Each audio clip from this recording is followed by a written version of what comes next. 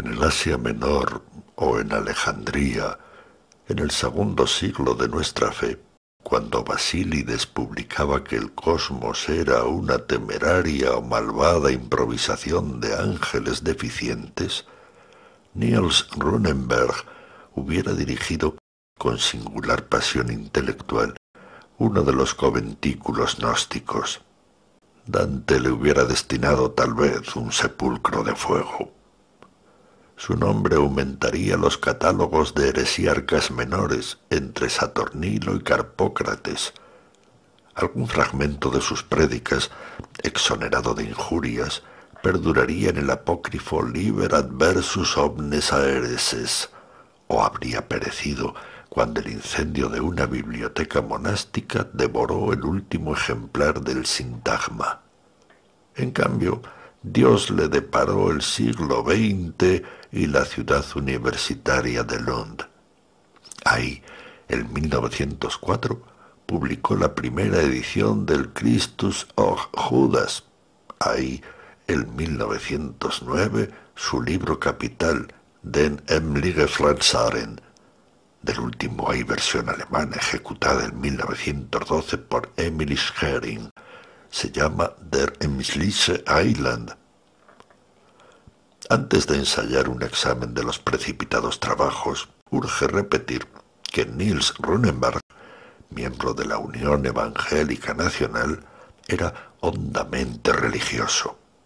En un cenáculo de París, o aun en Buenos Aires, un literato podría muy bien redescubrir las tesis de Runeberg. Esas tesis, propuestas en un cenáculo, serían ligeros ejercicios inútiles de la negligencia o de la blasfemia. Para Runeberg fueron la clave que descifra un misterio central de la teología. Fueron materia de meditación y análisis, de controversia histórica y filológica, de soberbia, de júbilo y de terror. Justificaron y desbarataron su vida. Quienes recorran este artículo deben asimismo considerar que no registra sino las conclusiones de Runeberg, no su dialéctica y sus pruebas. Alguien observará que la conclusión precedió sin duda a las pruebas. ¿Quién se resigna a buscar pruebas de algo no creído por él o cuya prédica no le importa? La primera edición de Christus och Judas lleva este categórico epígrafe, cuyo sentido, años después, monstruosamente dilataría el propio Niels Runeberg. No una cosa. Todas las cosas que la tradición atribuye a Judas Iscariote son falsas. De Quincy, 1857.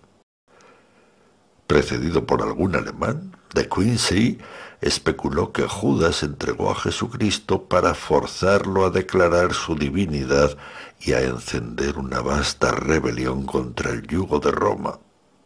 Runeberg sugiere una vindicación de índole metafísica. Hábilmente empieza por destacar la superfluidad del acto de Judas. Observa, como Robertson, que para identificar a un maestro que diariamente predicaba en la sinagoga y que obraba milagros ante concursos de miles de hombres, no se requiere la traición de un apóstol. Ello, sin embargo, ocurrió. Suponer un error en la escritura es intolerable. No menos tolerable es admitir un hecho casual en el más precioso acontecimiento de la historia del mundo. Ergo, la traición de Judas no fue casual, fue un hecho prefijado que tiene su lugar misterioso en la economía de la redención. Prosigue Runeberg. El Verbo, cuando fue hecho carne, pasó de la ubicuidad al espacio, de la eternidad a la historia, de la dicha sin límites a la mutación y a la carne. Para comprender a tal sacrificio, era necesario que un hombre en representación de todos los hombres hiciera un sacrificio condigno. Judas Iscariote fue ese hombre. Judas, único entre los apóstoles, intuyó la secreta divinidad y el terrible propósito de Jesús. El Verbo se había rebajado a mortal. Judas, discípulo del Verbo, podía rebajarse a delator, el peor delito que la infamia soporta, y ser huésped del fuego que no se apaga. El orden inferior es un espejo del orden superior. Las formas de la tierra corresponden a las formas del cielo. Las manchas de la piel son un mapa de las incorruptibles constelaciones. Judas refleja de algún modo a Jesús. De ahí los 30 dineros y el beso. De ahí la muerte voluntaria para merecer aún más la reprobación. Así dilucidó Niels Runeberg el enigma de Judas. Los teólogos de todas las confesiones lo refutaron. Lars Peter Engström lo acusó de ignorar o de preterir la unión hipostática. Axel Bordelius de renovar la herejía de los docetas que negaron la humanidad de Jesús. El acerado obispo de Lund de contradecir el tercer versículo del capítulo 22 del Evangelio de San Lucas. Estos variados anatemas influyeron en Runeberg, que parcialmente reescribió el reprobado libro y modificó su doctrina. Abandonó a sus adversarios el terreno teológico y propuso oblicuas razones de orden moral. Admitió que Jesús, que disponía de los considerables recursos que la omnipotencia puede ofrecer, no necesitaba de un hombre para redimir a todos los hombres. Rebatió luego a quienes afirman que nada sabemos del inexplicable traidor. Sabemos, dijo, que fue uno de los apóstoles, uno de los elegidos para anunciar el reino de los cielos, para sanar enfermos, para limpiar leprosos, para resucitar muertos y para echar fuera demonios. Mateo 10, 7, 8, Lucas 9, 1. Un varón, a quien ha distinguido así el Redentor, merece de nosotros la mejor interpretación de sus actos. Imputar su crimen a la codicia, como han hecho algunos alegando a Juan 12:6, es resignarse al móvil más torpe. Niels Runeberg propone el móvil contrario, un hiperbólico y hasta ilimitado ascetismo. El asceta, para mayor gloria de Dios, envilece y mortifica la carne. Judas hizo lo propio con el espíritu. Renunció al honor, al bien, a la paz, al reino de los cielos, como otros menos heroicamente, al placer. Óigase la nota 1. Premeditó con lucidez terrible sus culpas. En el adulterio suelen participar la ternura y la abnegación. En el homicidio, el coraje. En las profanaciones y la blasfemia, cierto fulgor satánico. Judas eligió aquellas culpas no visitadas por ninguna virtud, el abuso de confianza, Juan 12:6, y la delación. Obró con gigantesca humildad, se creyó indigno de ser bueno. Pablo ha escrito: el que se gloria, glóriese en el Señor. 1 Corintios 1:31. Judas buscó el infierno porque la dicha del Señor le bastaba. Pensó que la felicidad, como el bien, es un atributo divino y que no deben usurparlo los hombres. Óigase la nota 2. Muchos han descubierto post factum que en los justificables comienzos de Runeberg está su extravagante fin, y que Den Ärmliche Frälsaren es una mera perversión o exasperación de Christus o Judas. A fines de 1907, Runeberg terminó y revisó el texto manuscrito. Casi 2 años transcurrieron sin que lo entregara a la imprenta. En octubre de 1909, el libro apareció con un prólogo, tibio hasta lo enigmático, del hebraísta dinamarqués Erik Eikforg, y con este pérfido epígrafe: en el mundo estaba, y el mundo fue hecho por él, y el mundo no lo conoció. Juan 1:10. El argumento general no es complejo, si bien la conclusión es monstruosa. Dios, arguye Niels Runeberg, se rebajó a ser hombre para la redención del género humano. Cabe conjeturar que fue perfecto el sacrificio obrado por él, no invalidado o atenuado por omisiones. Limitar lo que padeció a la agonía de una tarde en la cruz es blasfematorio. Óigase la nota 3. Afirmar que fue hombre y que fue incapaz de pecado encierra contradicción. Los atributos de impecabilitas y de humanitas no son compatibles. Chemnitz admite que el Redentor pudo sentir fatiga, frío, turbación, hambre y sed. También cabe admitir que pudo pecar y perderse. El famoso texto brotará como raíz de tierra sedienta, no hay buen parecer en él ni hermosura, despreciado y el último de los hombres, varón de dolores, experimentado en quebrantos.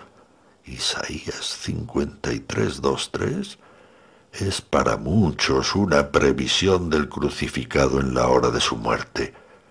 Para algunos, verbigracia Hans Lassen Martensen, una refutación de la hermosura que el consenso vulgar atribuye a Cristo. Para Runeberg, la puntual profecía, no de un momento, sino de todo el atroz porvenir, en el tiempo y en la eternidad del Verbo hecho carne. Dios totalmente se hizo hombre hasta la infamia, hombre hasta la reprobación y el abismo.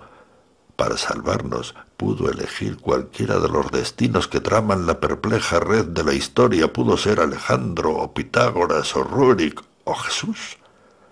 Eligió un ínfimo destino, fue Judas. En vano propusieron esa revelación las librerías de Estocolmo y de Lund. Los incrédulos la consideraron a priori un insípido y laborioso juego teológico. Los teólogos la desdeñaron.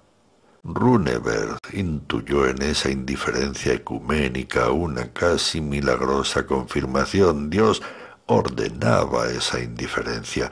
Dios no quería que se propalara en la tierra su terrible secreto. Runeberg comprendió que no era llegada la hora. Sintió que estaban convergiendo sobre él antiguas maldiciones divinas. Recordó a Elías y a Moisés que en la montaña se taparon la cara para no ver a Dios. A Isaías, que se aterró cuando sus ojos vieron a aquel cuya gloria llena la tierra. A Saúl, cuyos ojos quedaron ciegos en el camino de Damasco. Al rabino Simeón ben Azaí, que vio el paraíso y murió. Al famoso hechicero Juan de Viterbo, que enloqueció cuando pudo ver a la Trinidad. A los Midrashim, que abominan de los impíos que pronuncian el Shem HaMeforash, el secreto nombre de Dios. ¿No era él, acaso, culpable de ese crimen oscuro? ¿No sería esa la blasfemia contra el Espíritu, la que no será perdonada? Mateo 12:31. Valerio Sorano murió por haber divulgado el oculto nombre de Roma. Qué infinito castigo sería el suyo por haber descubierto y divulgado el horrible nombre de Dios. Ebrio de insomnio y de vertiginosa dialéctica, Niels Runeberg erró por las calles de Malmö, rogando a voces que le fuera deparada la gracia de compartir con el Redentor el infierno. Murió de la rotura de un aneurisma el 1 de marzo de 1912. Los heresiólogos tal vez lo recordarán. Agregó al concepto del Hijo, que parecía agotado, las complejidades del mal y del infortunio. Nota 1. Borelius interroga con burla: ¿Por qué no renunció a renunciar? ¿Por qué no a renunciar a renunciar? Nota 2. Euclides da Cunha, en un libro ignorado por Runeberg, anota que para el heresiarca de Canudos, Antonio Conselleiro, la virtud era una casi impiedad. El lector argentino recordará pasajes análogos en la obra de Almafuerte. Runeberg publicó en la hoja simbólica Schoensägel un asiduo poema descriptivo, El agua secreta. Las primeras estrofas narran los hechos de un tumultuoso día, las últimas el hallazgo de un estanque glacial. El poeta sugiere que la perduración de esa agua silenciosa corrige nuestra inútil violencia y de algún modo la permite y la absuelve. El poema concluye así: el agua de la selva es feliz, podemos ser malvados y dolorosos. Nota número 3. Maurice Abramovich observa: Je suis, d'après ces Scandinaves, a toujours le beau rôle. C'est de boire, grâce à la science des typographes, jouissent d'une répute bon polyglotte. Sa résidence de 33 ans parmi les humains ne fut en somme qu'une villégiature. Herford, en el tercer apéndice de la Christliche Dogmatik, refuta ese pasaje. Anota que la crucifixión de Dios no ha cesado porque lo acontecido una sola vez en el tiempo se repite sin tregua en la eternidad. Judas ahora sigue cobrando las monedas de plata, sigue besando a Jesucristo, sigue arrojando las monedas de plata en el templo, sigue anudando el lazo de la cuerda en el campo de sangre. Erlord, para justificar esa afirmación, invoca el último capítulo del primer tomo de La Vindicación de la Eternidad de Jaromír Láditch.